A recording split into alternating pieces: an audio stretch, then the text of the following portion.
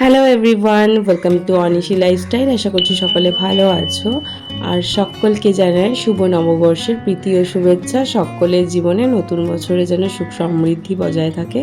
আর দেখো, আমার নববর্ষ কিন্তু শুরু হয়েছিল আমাদের বাড়িতে। আর ফার্স্টেই তো দেখেছো আমি একটা কেক দিয়ে মিষ্টিমুখ করে নিয়েছিলাম। এরপর ভাইকে আমি কিছু জিনিস অর্ডার করতে বলেছিলাম, যেহেতু আমি বিকেলে পিৎজা বানাবো। আর এখানে দেখো, তার সাথে সাথে কিন্তু কিছু কেক এগুলোও ছিল। তো এগুলো দেখে তো আমার মেয়ে আনশিকা একদম ভীষণ এক্সাইটেড হয়ে যায় আর কান্নাকাটি করে এগুলো ধরবে বলে। তাই ভাই কিন্তু ওকে এর মধ্যে বসিয়ে দিয়েছে আর ও মনের সুখে এগুলোকে ধরে আনন্দ পাচ্ছে। এরপরে কিন্তু আমি দুপুরে একটা রান্নার দায়িত্ব নিয়েছিলাম মায়ের থেকে, যে চিংড়ি মাছের মালাইকারি করার। আর দেখো, এখানে কিন্তু আমি চিংড়িগুলোকে ভেজে নিয়েছি।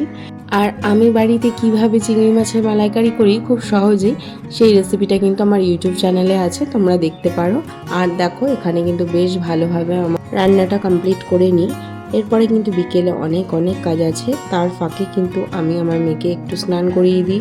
স্নান করিয়ে একটা নতুন ড্রেস পরিয়ে দিই। আর এই ড্রেসটা কিন্তু আমার মা আমার মেয়েকে দিয়েছিল, মিমমিমকে।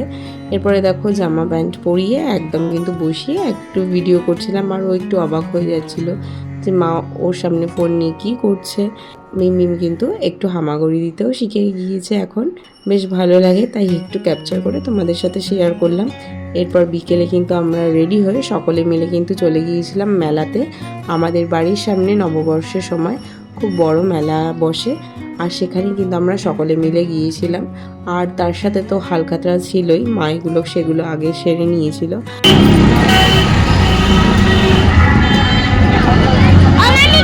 দেখো, ডডো, আমি, দিদি, পাখি, মা, প্রিয়া আর আমার মিমিম, আমরা সকলেই কিন্তু গিয়েছিলাম মেলাতে।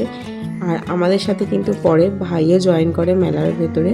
আর তারপরে কিন্তু সকলে মিলে একসাথে আনন্দ করতে করতে মেলাতে ঘুরেছি। ফটো না, ভিডিও করছি।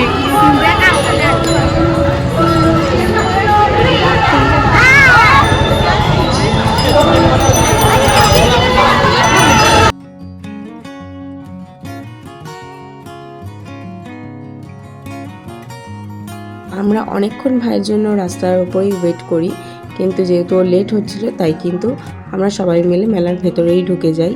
আর এইখানে দেখো, এটা হচ্ছে কিন্তু আমাদের বাড়ির সামনে যে মেলা বসে, সেই মেলা অনেক বড় করে বসে প্রতি বছর। বিয়ের আগে তো আসাই হতো, অন্তত 2-3 দিন তো আসতামই। তো যাই হোক, এই বছর প্রথমবার আমার মিমিম সোনাকে নিয়ে নববর্ষ আমার কিন্তু বেশ ভালো কেটেছিল। একটু মন খারাপ লাগছিল, কারণ যেহেতু মিমিমের পাপা আমাদের সাথে নেই, ও বাড়িতেই রয়েছে। অফিসে আর ছুটি ছিল না, যেহেতু ওকে অফিস করতে হতো, যার জন্য ও কিন্তু বাড়ি চলে গিয়েছিল। তো যাই হোক, কোনো ব্যাপার না, যারা ছিল সকলের সাথেই কিন্তু আনন্দ করেছি।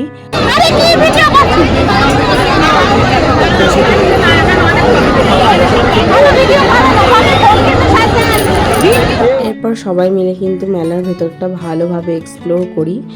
আর কোনো কিছু দরকার না লাগলেও কিন্তু চোখের সামনে এত কিছু দেখে কিনতে তো সমস্ত কিছু ইচ্ছে করে, তাও কিছু কিছু জিনিস কিনে নিয়েছিলাম। আর মেলাতে গিয়ে এবার একটা ইন্টারেস্টিং জিনিস দেখেছি, একটা দোকানে কিন্তু ভর্তি ঠাকুরের সমস্ত জিনিসপত্র সরঞ্জাম ছিল, বেশ ভালো লাগলো দোকানটা।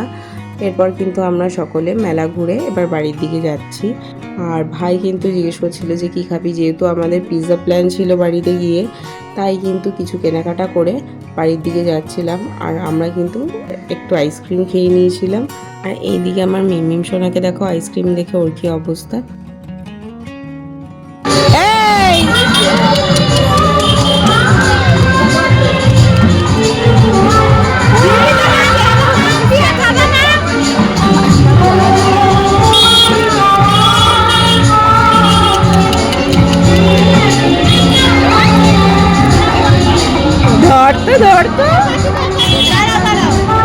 আমার মিমিম সোনার সাথে প্রথম বছর নববর্ষ আমার কিন্তু বেশ ভালো কেটেছে। এরপর বাড়ি এসে এখানে দেখো, বাবা আর মা দুজনে মিলে কিন্তু মেয়েকে এন্টারটেইন করছে, আর ও কিন্তু ড্যাব ড্যাব করে তাকিয়ে ওদের নাচ দেখছে।